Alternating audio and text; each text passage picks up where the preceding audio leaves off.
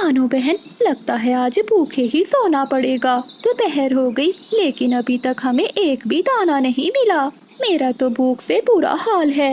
बिजली बहन, आप चिंतित न हो, हमें जरूर कुछ न कुछ खाने को मिल जाएगा। वो दोनों बैठी ऐसी बातें कर ही रही थी कि वहाँ एक पक्षी आ जाता है। चिड़िया और काफी कहाँ से आए हो?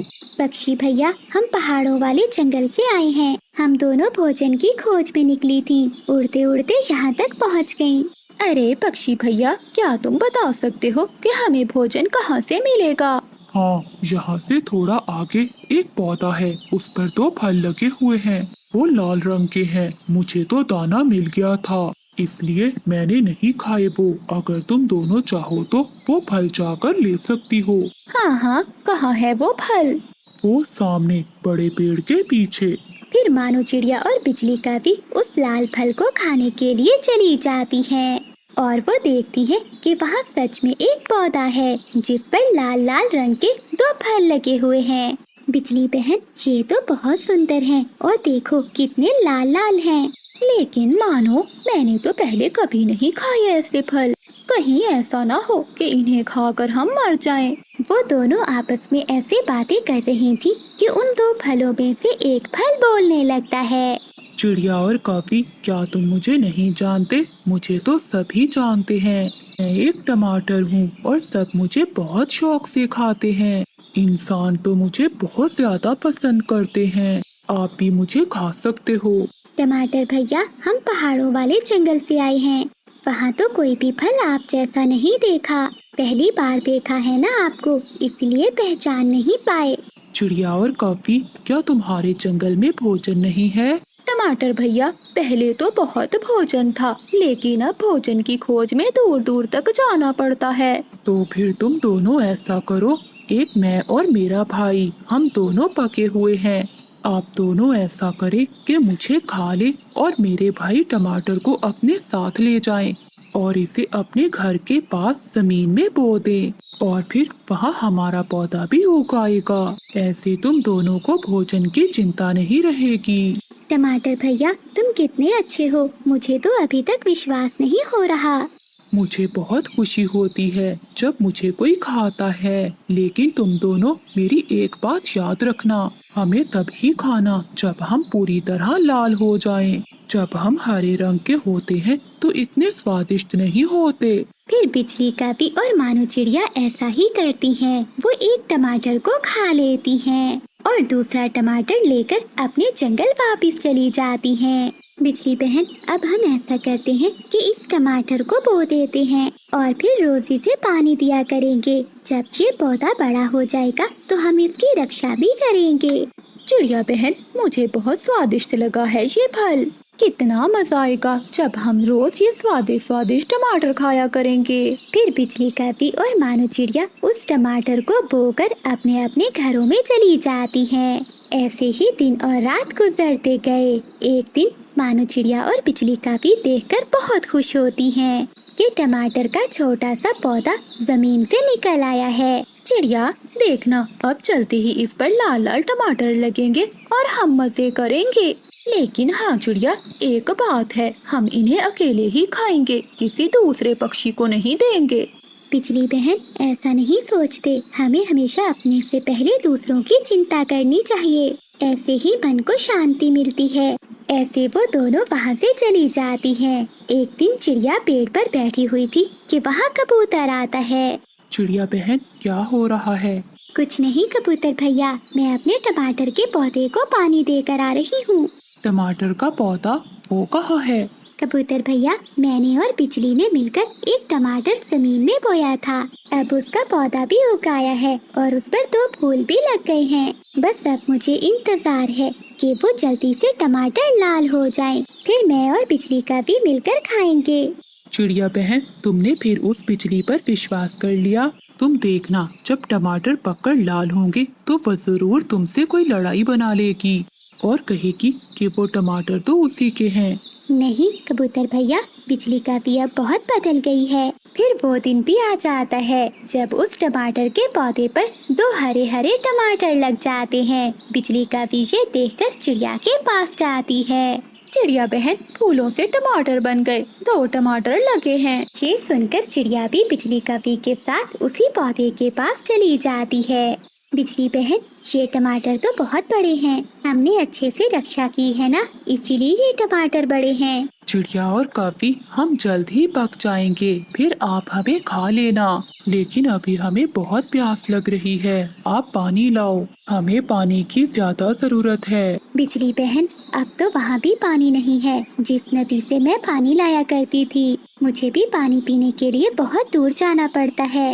अब हम इस पौधे को पानी कैसे देंगे? मानो अब कुछ न कुछ तो करना ही होगा, वरना हमारी इतनी मेहनत करने का कोई भी फायदा नहीं। चिड़िया, आप बड़े पेड़ के पास जाओ और उसे कहो कि वो हवाओं को हुक्म दे कि वो बादलों को लाएं। अगर बारिश हो गई तो मुझे भी पानी मिल जाएगा और आप सब पक्षियों को भी पानी मिल जाएगा। फिर चिड़िया और बिजली कवि बड़े पेड़ के पास चली जाती है। बड़े पेड़ जी, आप सोए हुए हैं? नहीं नहीं। बड़े पेड़ जी, मैं एक काम से आई हूँ आपके पास। बताओ चिड़िया, क्या काम है? बड़े पेड़ जी, आप हवाओं को हुक्म दें कि वो हमारे जंगल में बादलों को ले आएं, ताकि हमारे जंगल में बारिश हो जाए। लेकिन चिड़िया, हवाएं तो बादलों को लेकर पूर्व वाले जंगल में गई हुई हैं। चिड़िया रोने लगती है। बड़े पेड़ जी, हमने बहुत मुश्किल से एक टमाटर का पौधा लगाया है और वो अब सूख रहा है। अगर उसे पानी ना मिला तो वो मर जाएगा। और बड़े पेड़ जी, उस पर 2 टमाटर भी लगे हुए हैं, हमने बहुत इंतजार किया है उनका। चुप कर जाओ चिड़िया, मैं बुलाता हूँ हवाओं को, वो शाम तक बादलों को ले आएंगी। बड़े पेड़ जी, आपने हमेशा हमारी मदद की है। चिड़िया, हमें ऐसे ही दूसरों की मदद करनी चाहिए। हम जितनी दूसरों की मदद करेंगे, ऊपर वाला हमें उतनी ही शक्ति देगा। दूसरों की मदद कर। सुबह से जंगल में बारिश हो रही थी। ऐसी तेज बारिश में कप्पा और कवि अपने घर पे बैठे कुछ मुफ्त का खाने का सोच रहे थे। बादल जी, ऐसी तेज बारिश में मेरा तो कुछ स्वादिष्ट खाने को मन कर रहा है। बिजली, मेरा तो खिचड़ी खाने को मन कर रहा है। परंतु बादल जी, घर में ना चावल है, ना दाल और ना ही मिर्ची। बिजली, क्यों ना हम दूसरे पक्षियों के घरों से सारी चीजें मांग लाते हैं और फिर शाम को खिचड़ी बनाकर खाएंगे। बादल, कहाँ है मेरा छाता? मैं पहले चिड़िया के घर से चावल ले आती हूँ। फिर बिजली कवि अपना छाता लेकर चिड़िया के घर जाती है। अरे बिजली, इतनी तेज बारिश में तुम क्या लेने आई हो? चिड़िया बहन, मेरे घर में सब है, दाल भी, मिसाले भी, लेकिन चावल नहीं है। मुझे थोड़े से चावल दे दो, मैं शाम को खिचड़ी बनाऊंगी। तुम चिंता नहीं करो, मैं तुम्हारे घर भी खिचड़ी भेज दूंगी। खिचड़ी, वो भी दाल वाली, मैं जरूर खाऊंगी। ठीक है बिजली, अगर तुम्हारे पास बाकी की चीजें हैं तो चावल मुझसे ले जाओ। 1 प्लेट मुझे भी दे देना, मीना खा लेगी। फिर बिजली कवि खुशी खुशी चिड़िया के घर से चावल लेकर चली जाती है। मैं ले आई हूँ, देखो बादल, मैं चावल ले आई हूँ। अब तुम जल्दी से जाकर उस मोटी चोंच वाले से मिर्ची ले आओ और फिर दाल भी किसी से मांग कर ले आना। वो मोटी चोंच वाला है तो बहुत कंजूस, लेकिन मैं किसी तरह से मिर्ची लेकर ही आऊँगा। फिर बादल कव्वा चीकू तोते के घर की ओर जाता है। तोते यार, तेरी भाभी बिजली खिचड़ी बना रही है। वैसे तो हमारे पास सब कुछ था, लेकिन मिर्ची नहीं है। क्या तुम्हारे पास मिर्ची है? हाँ कव्वे, मिर्ची तो है मेरे पास, लेकिन वो लाल लाल मिर्ची तो मैंने अपनी होने वाली सासू माँ के लिए रखी है।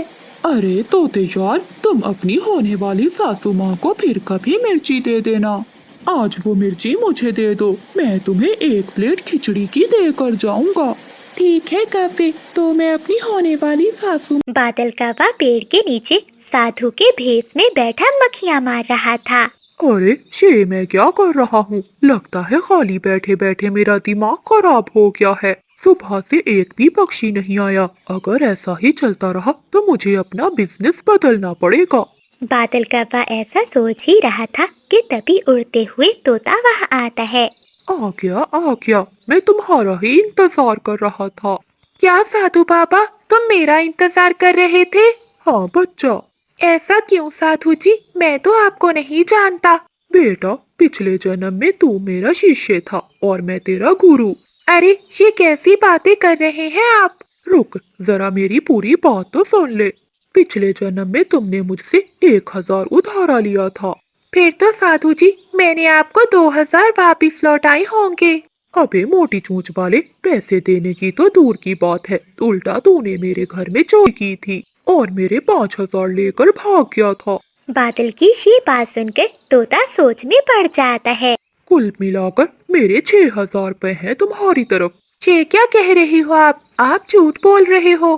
क्या कहा? इसका मतलब तुम मेरे पैसे नहीं दोगे? हाँ, नहीं दूंगा। तेरी इतनी मजाल, अब मैं तुझे अपने मंत्रों से भस्म कर दूंगा। इतना बोलकर बादल कौवा गुस्से में मंत्रों का जाप करने लगता है। तू मंत्र छू, चाय में डूबे बिस्किट की तरह इसे भी गायब कर दूं। कौवे को ऐसा करता देख तोता डर जाता है। रुक जाओ साधु जी, रुक जाओ। हाँ, अब आया ना लाइन पर, चल दे मेरे पैसे जल्दी दे। लेकिन बाबा मेरे पास तो अभी 500 ही है। ला, जल्दी से वही दे दे। फिर चीकू तोता बादल कौवे को 500 दे देता है। और हाँ, बाकी पैसे भी जल्दी लौटा देना। मुझे वो पक्षी अच्छे नहीं लगते जो पहले तो उधार मांग लेते हैं और बाद में अपना मुंह छुपाते फिरते हैं। ठीक है, मैं जल्दी पैसे लौटा दूंगा। ऐसा कहते हुए चीकू तोता वहाँ से चला जाता है। हो, जब तक ऐसे पागल पक्षी जंगल में रहेंगे मेरा बिजनेस तो बहुत अच्छा चलेगा। ऐसा कहते हुए बादल कौवा वहाँ से उड़ता है और अपने घर की ओर जाता है। बिजली, कहाँ हो तुम? देखो तुम्हारा पति आया है। अच्छा, आ गए तो क्या हुआ? क्या मैं नाचूं? बिजली, इतना क्यों गुस्सा कर रही हो? मैं ऐसी चीज लाया हूँ जिससे तुम नाचने लगोगी। क्या लाई हो ऐसा? फिर बादल कौवा पैसे निकालकर बिजली कौवे को दे देता है। वाह वाह पति जी, इतने पैसे तुम कहाँ से लाए? तुम बस आम खाओ, गुठलियाँ मत गिनो। जल्दी से अब मेरे लिए भोजन लाओ, मुझे बहुत भूख लगी हुई है। फिर बिजली कौवी रसोई से भोजन लेकर आ जाती है। ये लीजिए पति जी, आज मैंने आपकी मनपसंद सब्जी बनाई है। बादल कौवा जब करेले की सब्जी देखता है तो उसका खून खोल जाता है। ये क्या बिजली, आज फिर करेला? तुम्हें करेलों के अलावा कुछ और भी बनाना आता है कि नहीं? रोज ये कड़वे करेले खाकर मैं थक गया हूँ। अच्छा, तो क्या फिर मैं आपके लिए मुर्गी बनाती? नहीं, मुर्गी नहीं। याद है पिछली बार मुर्गी के चक्कर में मेरी कितनी पिटाई हुई थी। अच्छा, तुम्हें जो भी सब्जी खानी है वो ले आया करो, मुझ पर ऐसे चिल्लाया ना करो। इससे अच्छा मैं तुमसे शादी ही ना करता, अकेला रहता तो अच्छे अच्छे भोजन खाता। ऐसी बात है तो मैं चली जाऊंगी अपने मायके में। तो जा, तुझे रोका किसने है? ठीक है, मैं जा रही हूँ अपनी माँ के घर। अच्छा, पहले ये तो बताओ, तुम घर जाकर अपनी माँ को क्या बताओगी? बोलना क्या है, यही कहूंगी कि बादल मुझे खाने को कुछ नहीं देता और मेरी पिटाई करता है। ये तुम क्या बोल रही हो? मैंने तुम्हारी कब पिटाई की? ये तो झूठ है। चल, मैं तेरी पिटाई कर ही देता हूँ। कम से कम तुम घर जाकर झूठ तो नहीं बोलोगी। ऐसा कहते हुए बादल कौवा एक डंडे से बिजली कौवे की पिटाई शुरू कर देता है। बहुत जुबान चलने लगी है तेरी। छोड़ो, मुझे छोड़ो, हाय मैं मर गई। मैं जा रही हूँ अपनी माँ के घर, बता रही हूँ फिर कभी लौट कर नहीं आऊंगी। जाओ, तुम्हें बुला भी कौन रहा है? फिर बिजली कौवी गुस्से में घर छोड़कर चली जाती है। चल बादल, आज से तेरी आजादी के दिन शुरू। ऐसे ही कुछ दिन बीत जाते हैं। घर पर बैठे बैठे बोर हो गया हूँ। चलो अब जाकर जंगल में घूम कर आता हूँ। ऐसा बोलते हुए बादल कौवा जंगल में सैर के लिए निकल जाता है। तितली बनूं, उड़ता फिरूं मस्त गगन में, आज मैं आजाद हूँ, जंगल के चमन में है। ऐसे गुनगुनाते हुए बादल कौवा अपने दोस्त उल्लुओं के पास जाता है। कैसे हो दोस्तों? हाँ, हम सब ठीक है। तभी छोटा उल्लू बोलता है, बादल यार, हमने सुना है कि भाभी तुम्हें छोड़कर चली गई है। नहीं, तुम्हारी भाभी छोड़कर नहीं गई, बल्कि मैं ही उसे